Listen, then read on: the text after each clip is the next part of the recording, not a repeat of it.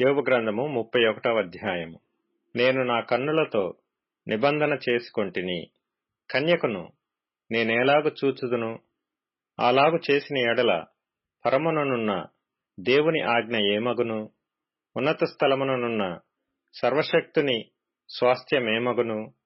దుర్మార్గులకు విపత్తు సంభవించుటే గదా, పాపము చేయువారికి దురవస్థ ప్రాప్తించుటయే గదా. ఆయన నా ప్రవర్తన నెరుగును గదా, నా అడుగుజాడలనన్నిటినీ లెక్కించును గదా.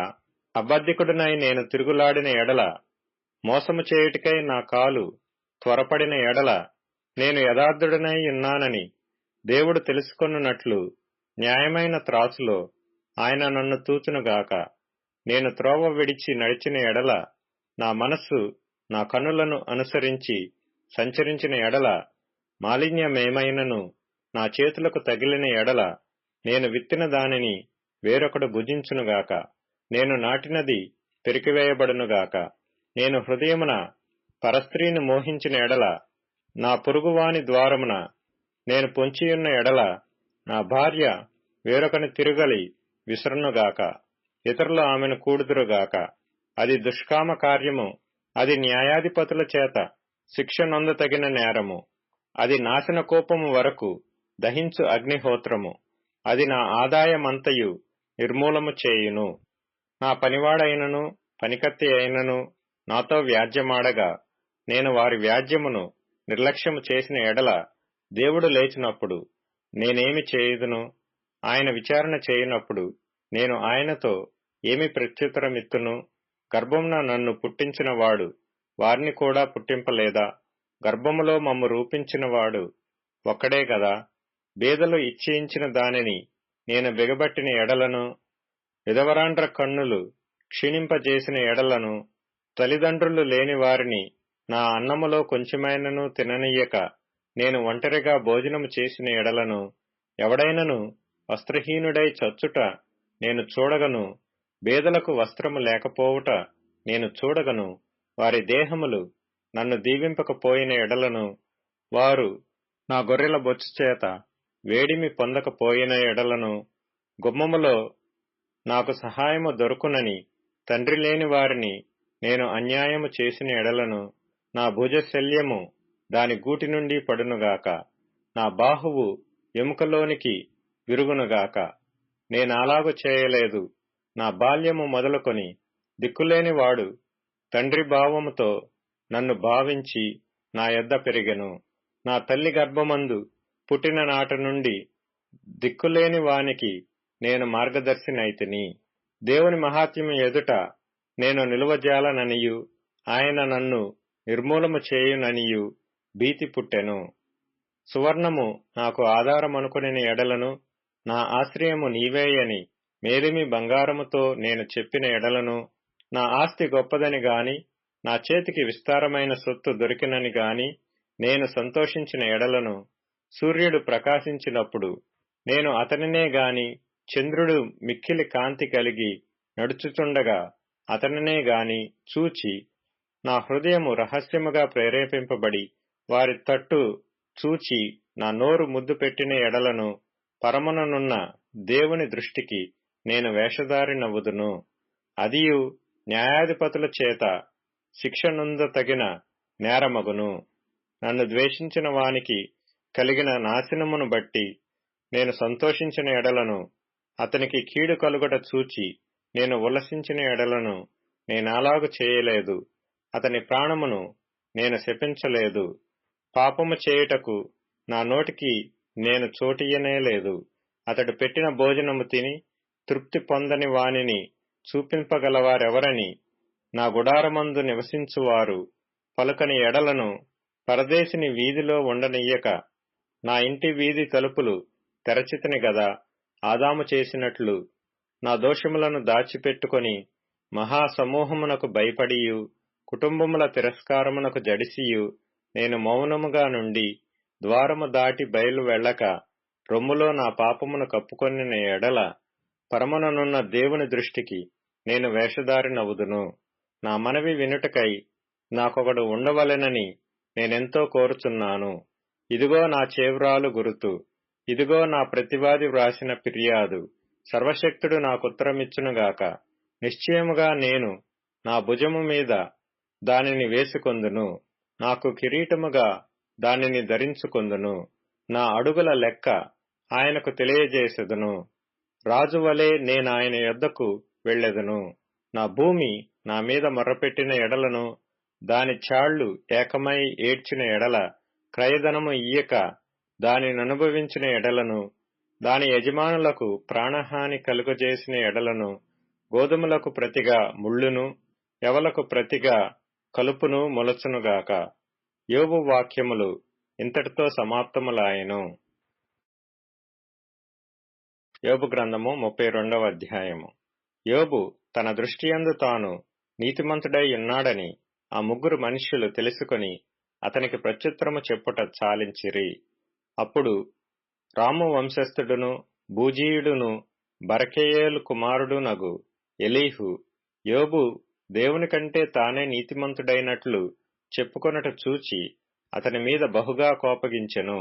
మరియు యోబు యొక్క ముగ్గురు స్నేహితులు ప్రత్యుత్తరమేమియూ చెప్పకయే యోబు మీద దోషము మోపినందుకు వారి మీద కూడా అతడు బహుగా కోపించెను. వారు ఎలీహు కన్నా ఎక్కువ వయసు కలవారు కనుక అతడు యోబుతో మాట్లాడవలనని కనిపెట్టియుండెను. అయితే ఎలీహు ఆ ముగ్గురు మనుష్యులు ప్రత్యుత్తరమేమియూ ఇయ్యకపోవట చూచినప్పుడు అతని కోపము రేగెను. కావున బూజీయుడైన బరకెయేలు కుమారుడగు ఎలీహు ఈలాగు మాట్లాడసాగెను. నేను పిన్న వయసు గలవాడను, మీరు బహువృద్ధులు. ఆ హేతువు చేతను నేను భయపడి నా తాత్పర్యము మీకు తెలుపుటకు తెగింపలేదు. వృద్ధాప్యము మాట్లాడదగును, అధిక సంఖ్య గల ఏండ్లు జ్ఞానము బోధింపతగునని నేననుకొంటిని. అయినను నరులలో ఆత్మ ఒకటి ఉన్నది, సర్వశక్తుడగు దేవుని ఊపిరి వారికి వివేచన కలుగజేయను. వృద్ధులు మాత్రమే జ్ఞానవంతులు కారు, బహు వయసు గలవారు ఒకప్పుడు న్యాయము తెలిసిన వారు కారు. కావున నేను నా మాటను అంగీకరించుడని మనవి చేసుకొనుచున్నాను. నేను సహితము నా తాత్పర్యము తెలుపుదును. ఏమి పలుకుదుమా అని మీరు యోచన చేయుచుండగా నేను మీ మాటల కొరకు కనిపెట్టుకొంటిని. మీ అభిప్రాయములు చెవిని వేసుకొనుటకై మీరు చెప్పిన వాటికి బహు జాగ్రత్తగా చెవి ఇచ్చితిని. అయితే మీలో ఎవరునూ యోబును ఖండింపలేదు, ఎవరునూ అతని మాటలకు ప్రత్యుత్తరమియ్యలేదు. కావున మాకు జ్ఞానము లభించినదనియు దేవుడే గాని నరులు అతన్ని జయింపనేరరనియు మీరు పలకకూడదు. అతడు నాతో వాదమాడలేదు. మీరు చెప్పిన మాటలను బట్టి నేనతనికి ప్రత్యుత్తరమియ్యను. వారు ఆశ్చర్యపడి ఇకనూ ఉత్తరమియ్యక యున్నారు. పలుకుటకు వారికి మాట ఒకటియూ లేదు. కాగా వారిక నేమియూ ప్రత్యుత్తరము చెప్పక యున్నారు. వారు మాటలాడకపోవుట చూచి నేను ఊరకుందునా? నేను ఇయ్యవలసిన ప్రత్యుత్తరము నేనిచ్చెదను. నేనును నా తాత్పర్యము తెలిపెదను. నా మనసు నిండా మాటలున్నవి. నా అంతరంగముననున్న ఆత్మ నన్ను బలవంతము చేయుచున్నది. నా మనసు తెరవబడని ద్రాక్షరసపు తిత్తివలెనున్నది. క్రొత్త తిత్తుల వలె అది పగిలిపోవుటకు సిద్ధముగానున్నది. నేను మాటలాడి ఆయాసము తీర్చుకొనెదను. నా పెదవులు తెరచి నేను ప్రత్యుత్తరమిచ్చెదను. మీరు దయచేసి వినుడి. నేను ఎవరి ఎడలను పక్షపాతినై ఉండను. నేను ఎవరికిని ముఖస్థితికై బిరుదులు పెట్టను. ముఖస్థుతి చేయుట నా చేత కాదు. అట్లు చేసిన ఎడల నన్ను సృజించినవాడు నన్ను శీఘ్రముగా నిర్మూలము చేయును. యోబు గ్రంథము 33వ అధ్యాయము. యోబు, దయచేసి నా వాదము నాలకించుము, నా మాటలన్నీయూ చెవిని బెట్టుము. ఇదిగో నేను మాటలాడనారంభించితిని. నా నోట నా నాలుక ఆడుచున్నది. నా మాటలు నా హృదయ యథార్థతను తెలుపుచున్నవి. నా పెదవులు జ్ఞానమును యథార్థముగా పలుకును. దేవుని ఆత్మ నన్ను సృజించెను. సర్వశక్తుని యొక్క శ్వాసము నాకు జీవమిచ్చెను. నీ చేతనైన ఎడల నాకుత్తరమిమ్ము. నా ఎదుట నీ వాదము సిద్ధపరచుకొనుము. వ్యాజ్యమాడుము. దేవుని ఎడల నేనును నీ వంటి వాడను. నేనును జిగటమంటితో చేయబడిన వాడనే. నా వలని భయము నిన్ను బెదిరించదు. నా చెయ్యి నీ మీద బరువుగానుండదు. నిశ్చయముగా నీ పలుకులు నా చెవిని బడెను. నీ మాటల ధ్వని నాకు వినబడెను. ఏమనగా నేను నేరము లేని పవిత్రుడను, మాలిన్యము లేని పాపరహితుడను. ఆయన నా మీద తప్పులు పట్టించుటకు సమయము వెదుకుచున్నాడు. నన్ను తనకు పగవానిగా భావించుచున్నాడు. ఆయన నా కాళ్లను బొండలో బిగించుచున్నాడు. నా త్రోవలన్నిటినీ కనిపెట్టుచున్నాడని నీవనుచున్నావు. ఈ విషయములో నీవు న్యాయము కనిపెట్టలేదు. నేను నీకు ప్రత్యుత్తరము చెప్పెదను. తన క్రియలలో దేని గూర్చియు ఆయన ప్రత్యుత్తరమియ్యడు.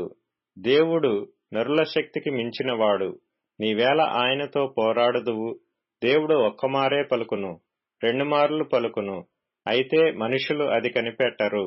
మంచము మీది కునుకు సమయమున, గాఢనిద్ర పట్టునప్పుడు, కలలో రాత్రి కలుగు స్వప్నములలో నరులు గర్విష్ఠులు కాకుండా చేయునట్లు, తాము తలచిన కార్యము వారు మానుకొన చేయునట్లు, గోతికి పోకుండా వారిని కాపాడునట్లు, కత్తి వలన నశింపకుండా వారి ప్రాణమును తప్పించునట్లు ఆయన వారి చెవులను తెరవచేయును. వారి కొరకు ఉపదేశము సిద్ధపరచును. వ్యాధి చేత మంచమెక్కుట వలనను, ఒకని ఎముకలలో ఎడతెగని నొప్పులు కలుగుట వలనను వాడు శిక్షణము నొందును.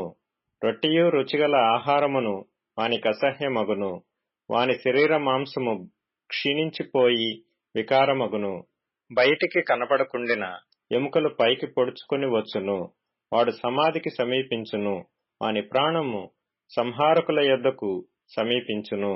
నరులకు యుక్తమైనది ఏదో దానిని వానికి తెలియజేయుటకు వేలాది దూతలలో ఘనుడగు ఒకడు వానికి మధ్యవర్తి అయి ఇండిన ఎడల, దేవుడు వాని యందు కరుణ చూపి పాతాళములోనికి దిగి వెళ్లకుండా వానిని విడిపింపుము. ప్రాయశ్చిత్తము నాకు దొరికెనని సెలవిచ్చును. అప్పుడు వాని మాంసము బాలుర మాంసము కన్నా ఆరోగ్యముగా నుండును. వానికి తన చిన్ననాటి స్థితి తిరిగి కలుగును. వాడు దేవుని బతిమాలు కొనిన ఎడల ఆయన వానిని కటాక్షించును. కావున వాడు ఆయన ముఖము చూచి సంతోషించును. ఇలాగున నిర్దోషత్వము ఆయన నరునికి దయచేయును. అప్పుడు వాడు మనుషుల ఎదుట సంతోషించుచు ఇట్లని పలుకును, యథార్థమైన దానిని వ్యత్యాసపరచి నేను పాపము చేసితిని, అయినను దానికి తగిన ప్రతీకారము నాకు చేయబడలేదు. కోపములోనికి దిగిపోకుండా నా ప్రాణమును ఆయన విమోచించి ఉన్నాడు. నా జీవము వెలుగును చూచుచున్నది. ఆలోచించుము, నరులు సజీవులకుండు వెలుగు చేత వెలిగింపబడినట్లు కోపములో నుండి వారిని మరలా రప్పింపవలనని మానవుల కొరకు 2 సార్లు 3 సార్లు ఈ క్రియలన్నిటినీ దేవుడు చేయువాడై ఉన్నాడు. యోబు, చెవిని పెట్టుము, నా మాట ఆలకింపుము. మౌనముగా నుండుము, నేను మాట్లాడెదను. చెప్పవలసిన మాట ఏదైనా నీకున్న ఎడల నాతో ప్రత్యుత్తరము చెప్పుము. మాటలాడుము, నీవు నీతిమంతుడవని స్థాపింపగోరుచున్నాను. మాట ఏమియూ లేని ఎడల నీవు నా మాట ఆలకింపుము. మౌనముగా నుండుము, నేను నీకు జ్ఞానము బోధించెదను. యోబు గ్రంథము 34వ అధ్యాయము. అప్పుడు ఎలీహు మరలా ఇలాగు చెప్పసాగెను, జ్ఞానులారా నా మాటలు వినుడి, అనుభవశాలులారా నాకు చెవి ఎగ్గుడి. అంగిలి ఆహారమును రుచి చూచునట్లు చెవి మాటలను పరీక్షించును. న్యాయమైనదేదో విచారించి చూతము రండి, మేలైనదేదో మనంతట మనము విచారించి తెలుసుకొందము రండి. నేను నీతిమంతుడను, దేవుడు నా పట్ల న్యాయము తప్పెను. న్యాయవంతుడనై ఇండియు నేను అబద్ధికునిగా ఎంచబడుచున్నాను. నేను తిరుగుబాటు చేయకపోయినను నాకు మానజాలని గాయము కలిగినని యోబు అనుచున్నాడు. యోబు వంటి మానవుడెవడు? అతడు మంచినీళ్ల వలె తిరస్కారమును పానము చేయుచున్నాడు. అతడు చెడుతనము చేయువారికి చెలికాడాయెను, భక్తిహీనులకు సహవాసి ఆయెను. నరులు దేవునితో సహవాసము చేయుట వారికేమాత్రమును ప్రయోజనకరము కాదని అతడు చెప్పుకొనుచున్నాడు. విజ్ఞానము గల మనుషులారా నా మాట ఆలకించుడి. దేవుడు అన్యాయము చేయుట అసంభవము, సర్వశక్తుడు దుష్కార్యము చేయుట అసంభవము. నరుల క్రియలకు తగినట్టుగా ఫలము ఆయన వారికిచ్చును.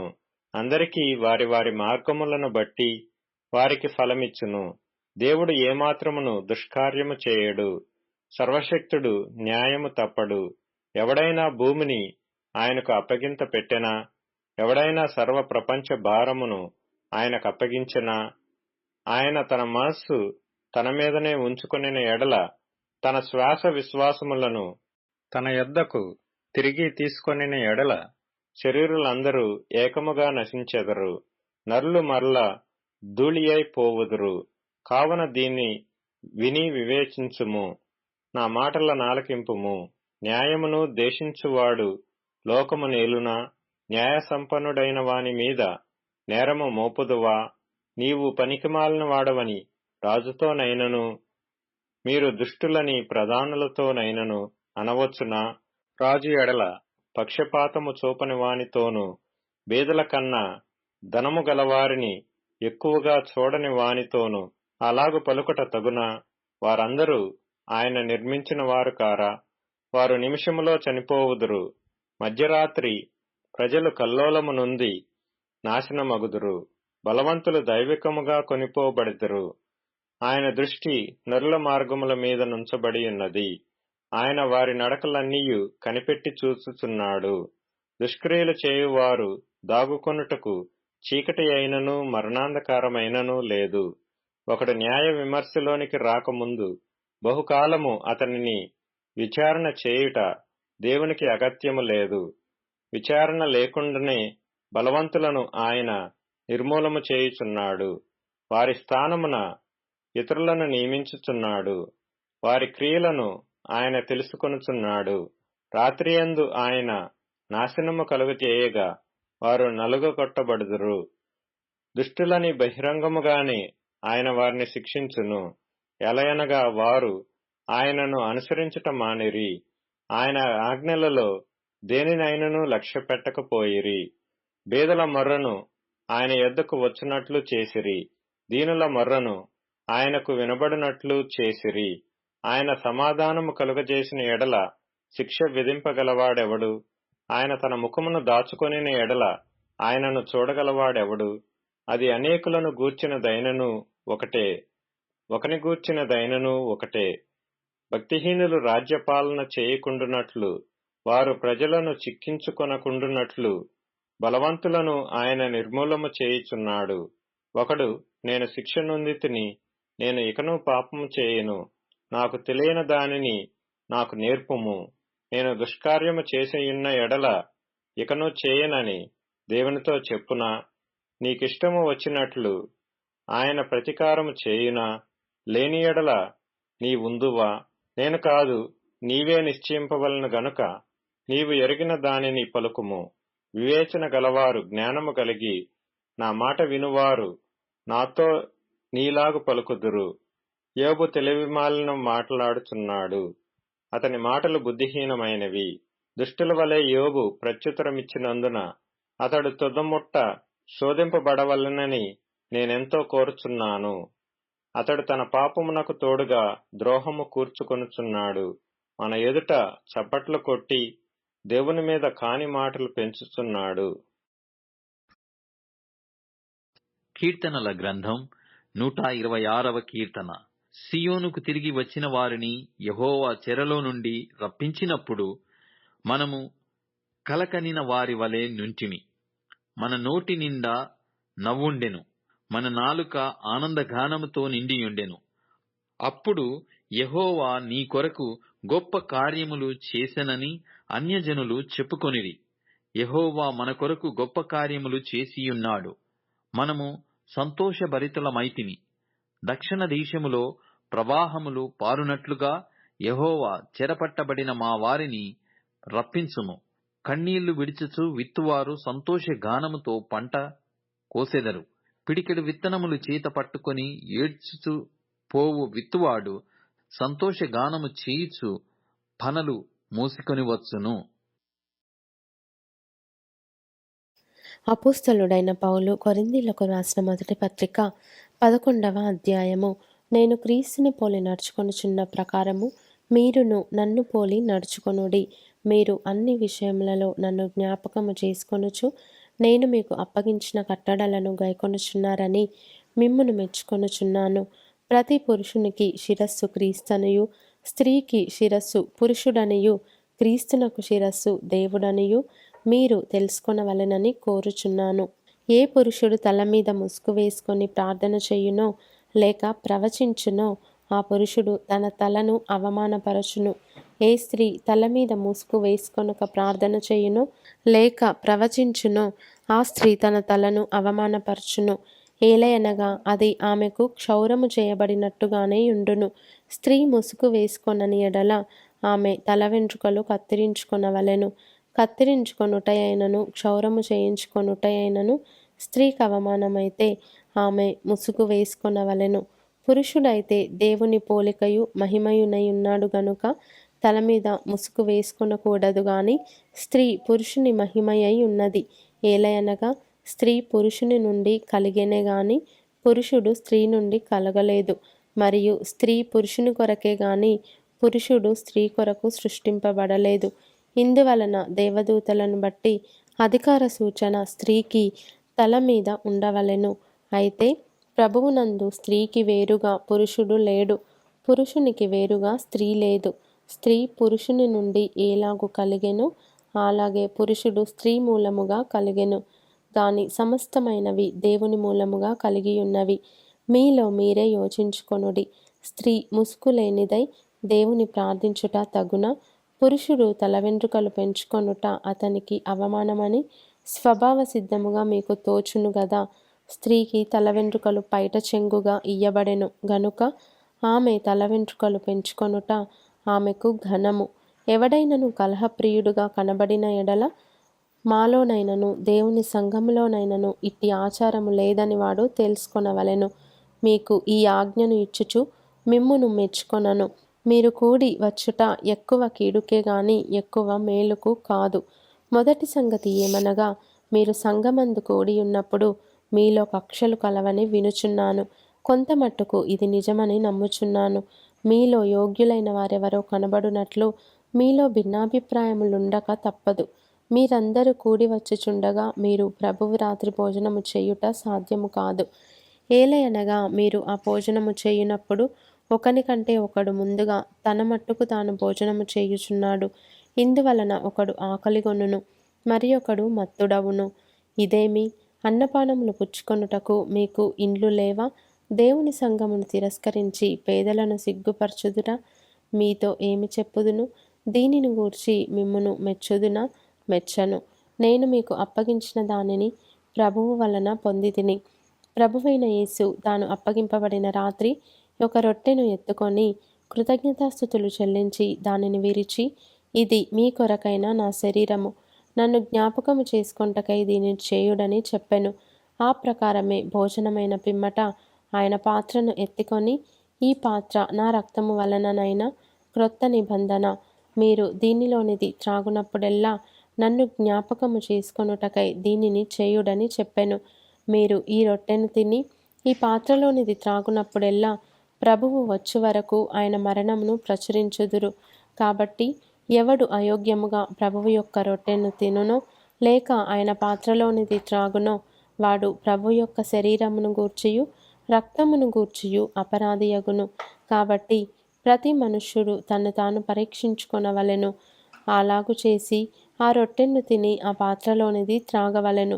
ప్రభువు శరీరమని వివేచింపక తిని త్రాగువాడు తనకు శిక్షావిధి కలుగుటకే తిని త్రాగుచున్నాడు. ఇందువలననే మీలో అనేకులు బలహీనులను రోగులునై ఉన్నారు. చాలామంది నిద్రించుచున్నారు. అయితే మనలను మనమే విమర్శించుకొనిన ఎడల తీర్పు పొందకపోదుము.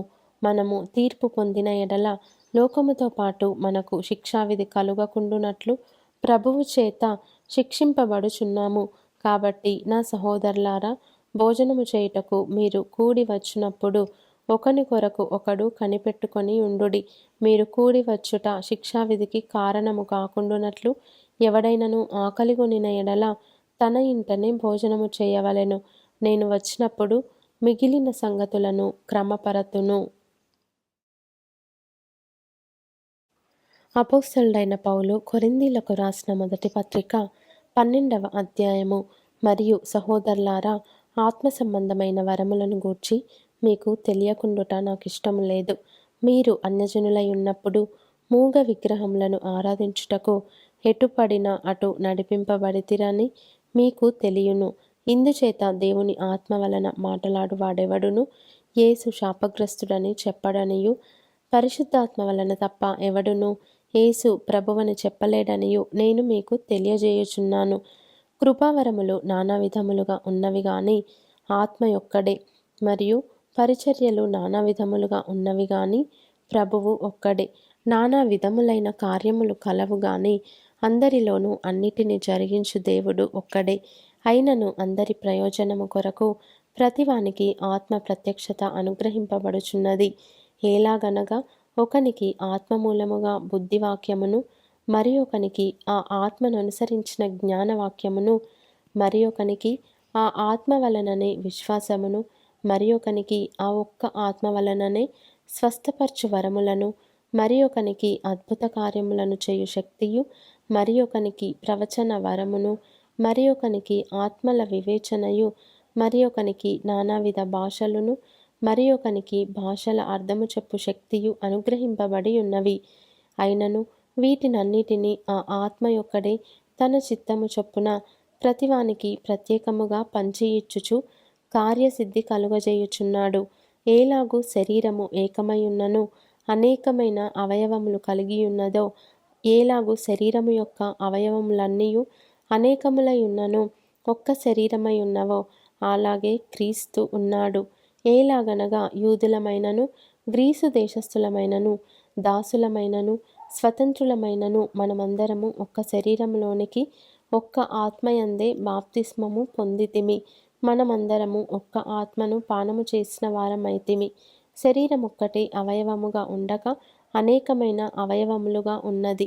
నేను చెయ్యి కాను గనుక శరీరములోని దానను కానని పాదము చెప్పినంత మాత్రమున శరీరములోనిది కాకపోలేదు. మరియు నేను కన్ను కాను గనుక శరీరంలోని దానను కానని చెవి చెప్పినంత మాత్రమున శరీరంలోనిది కాకపోలేదు. శరీరమంతయు కన్నైతే వినుట ఎక్కడ? అంతయు వినుట అయితే వాసన చూచుట ఎక్కడ? అయితే దేవుడు అవయవములలో ప్రతిదానిని తన చిత్త ప్రకారము శరీరములో నుంచెను. అవన్నీయు ఒక్క అవయవమైతే శరీరం ఎక్కడ? అవయవములు అనేకములైనను శరీరం ఒక్కటే గనుక కన్ను చేతితో నీవు నాకక్కర్లేదని చెప్పజాలదు. తల పాదములతో మీరు నాకక్కర్లేదని చెప్పజాలదు. అంతేకాదు, శరీరం యొక్క అవయవములలో ఏవి మరి బలహీనముగా కనబడునో అవి మరి అవశ్యములే. శరీరంలో ఏ అవయవములు ఘనత లేనివని తలంతుమో ఆ అవయవములను మరి ఎక్కువగా ఘనపరచుచున్నాము. సుందరములు కాని మన అవయవములకు ఎక్కువైన సౌందర్యము కలుగును. సుందరములైన మన అవయవములకు ఎక్కువ సౌందర్యం అక్కరలేదు. అయితే శరీరంలో వివాదము లేక అవయవములు ఒకదానినొకటి ఏకముగా పరామర్శించులాగున దేవుడు తక్కువ దానికే ఎక్కువ ఘనత కలుగజేసి శరీరమును అమర్చి ఉన్నాడు. కాగా ఒక అవయవము శ్రమపడునప్పుడు అవయవములన్నీ దానితో కూడా శ్రమపడును. ఒక అవయవము ఘనత పొందినప్పుడు అవయవములన్నీ దానితో కూడా సంతోషించును. అటువలే మీరు క్రీస్తు యొక్క శరీరమై ఉండి వేరువేరుగా అవయవములై ఉన్నారు. మరియు దేవుడు సంఘములో మొదట కొందరిని అపోస్తలులుగాను, పిమ్మట కొందరిని ప్రవక్తలుగాను, పిమ్మట కొందరిని బోధకులుగాను, అటు పిమ్మట కొందరిని అద్భుతములు చేయువారినిగాను, తరువాత కొందరిని స్వస్థపరచు కృపావరములు గలవారినిగాను, కొందరిని ఉపకారములు చేయువారినిగాను, కొందరిని ప్రభుత్వములు చేయువారినిగాను, కొందరిని నానా భాషలు మాటలాడు వారినిగాను నియమించెను.